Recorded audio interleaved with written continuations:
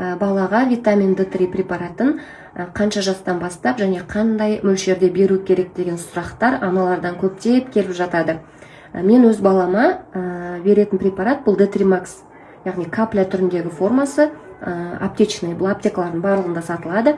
Немесе сіздер калидан, вигантол, аквадетрейм сияқты формаларын алсаңыз болады. Менің балам 3 жаста болғандықтан бізде D3-дің мөлшері төмен болғандықтан мен емдік дозада беріп жатырмын.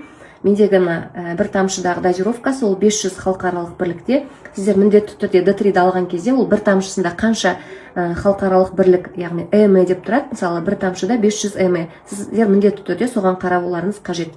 Мендегі D3-дің формасы ол 500-дік болғандықтан мен емдік дозада, яғни 6 тамшыдан береміз, ол 3000 халықаралық бірлік.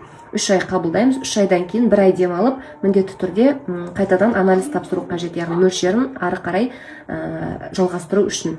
Ал бұл D3 препараты негізі жаңа туған баладан бастап 3 жасқа дейін профилактикалық дозада үзбей беру ұсынылады.